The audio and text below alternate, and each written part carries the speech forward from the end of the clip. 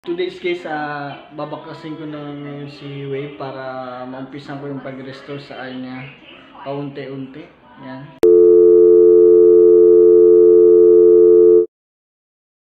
And guys, unahin ko lang baklasin yung mga flarings niya bago yung iba.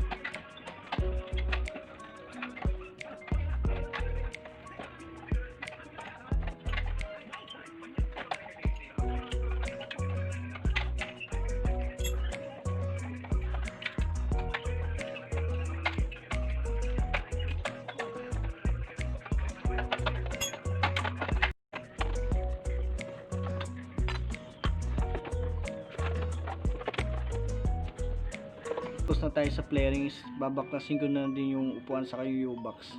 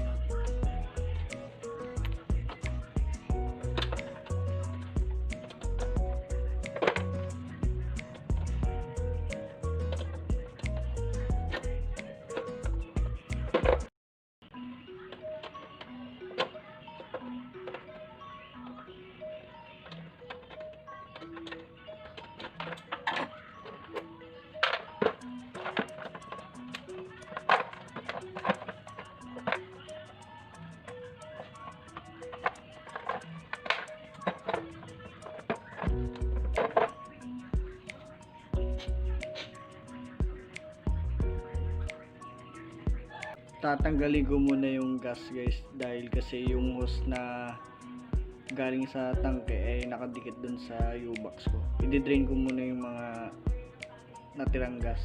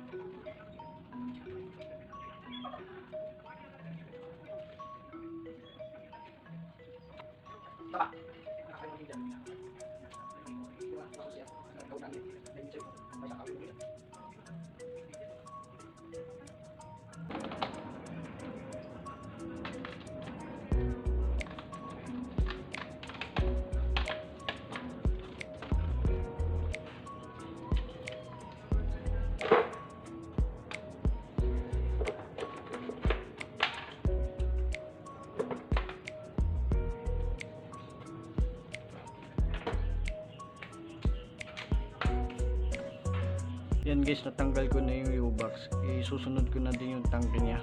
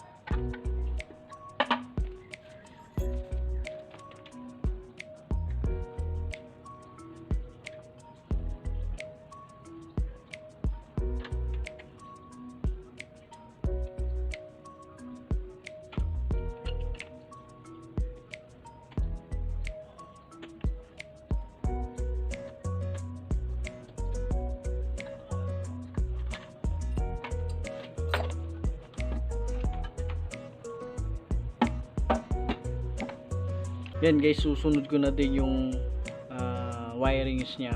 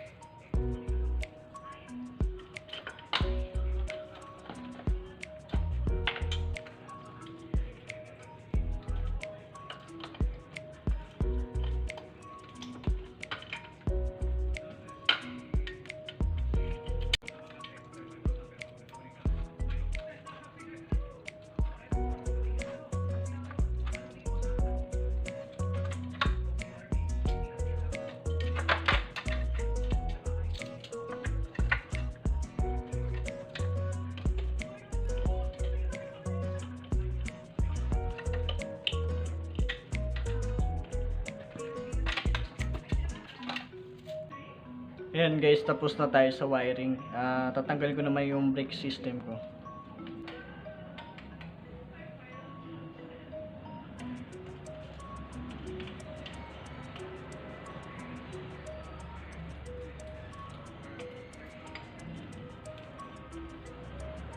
Yan, dito naman tayo sa may caliper ko.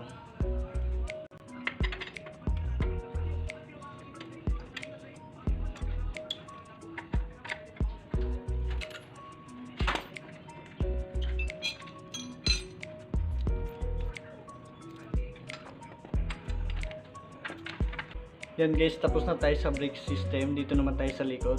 Tatanggalin ko muna yung taillight sa rear fender.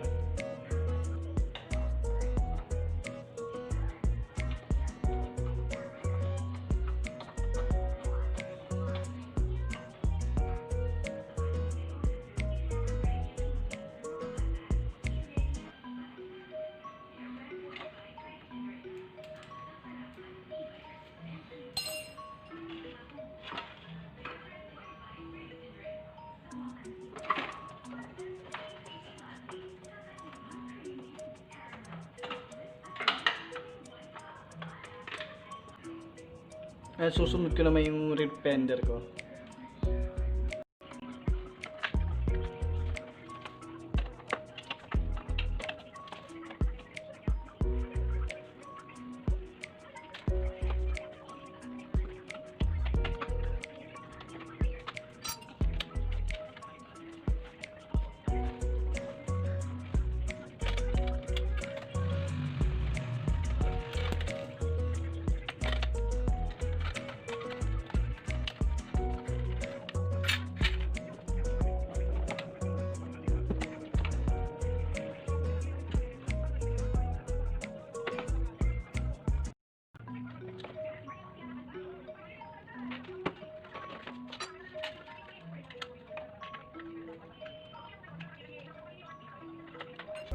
Tatanggal ko yung isang shaft para maubot ko yung rear fender.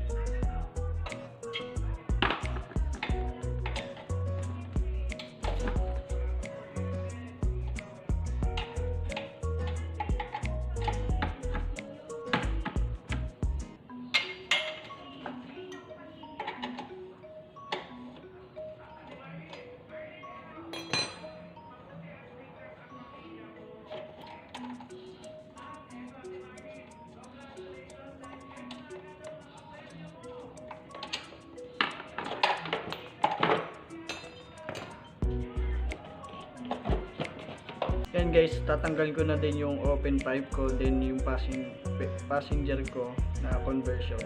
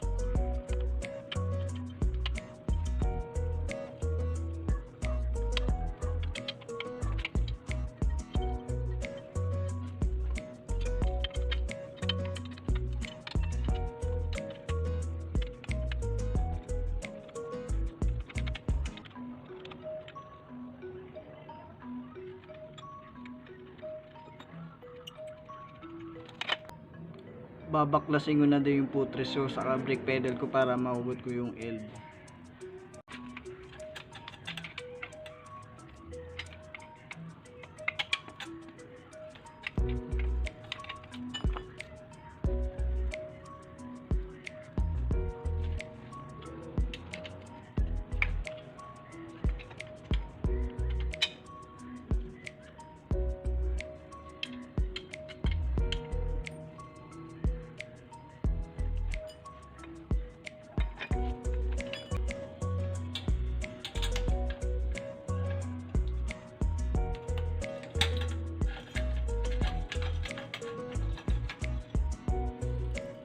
Yan guys, babaklasin ko na yung manubelas pati yung gulong.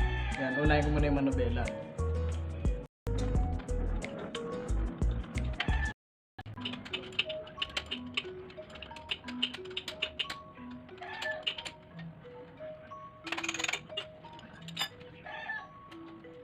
Tapos na tayo sa manubela, sunod na natin yung gulong para matanggal ko na yung fender niya sa unahan.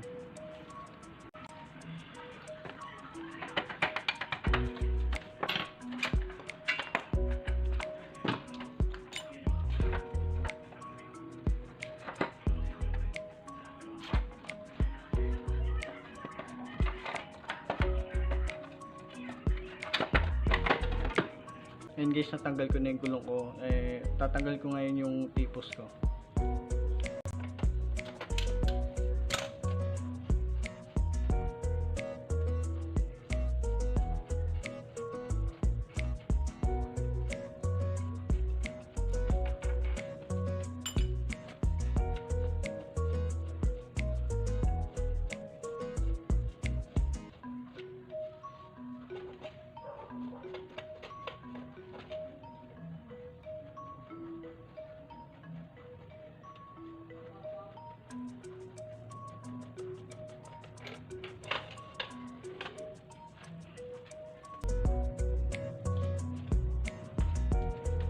Guys, dito muna tayo sa likod. Babaklasin ko muna yung kadena pati yung gulong, pati yung swing arms.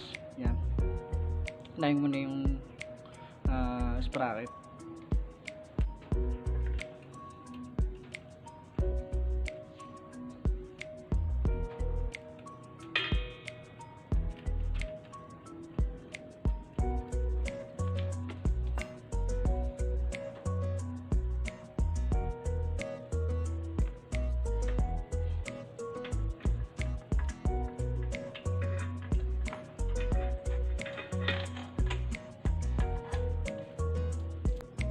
Yan guys, babaklasin ko na din yung gulong.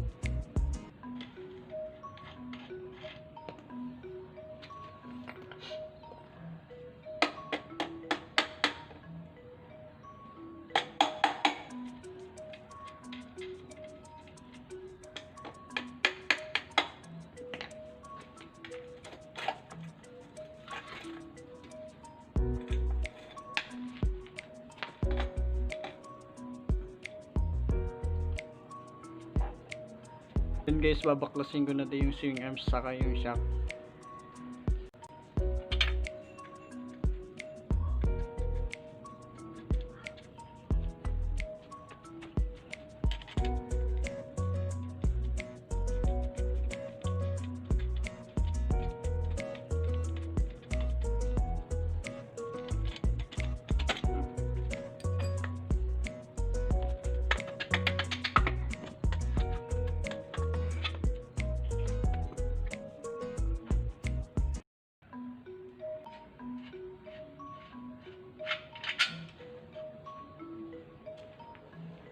Yan guys, nabaklas ko na yung iba, then susunod ko na din yung chassis.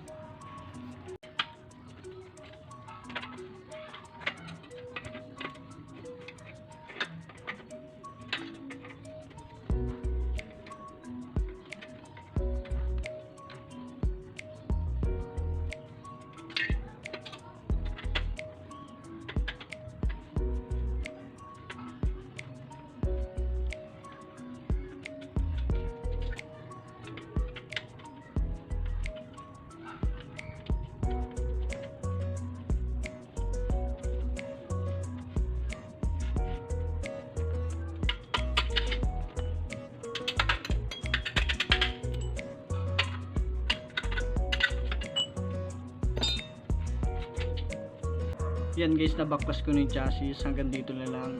Then kita-kits na lang tayo sa susunod na episode.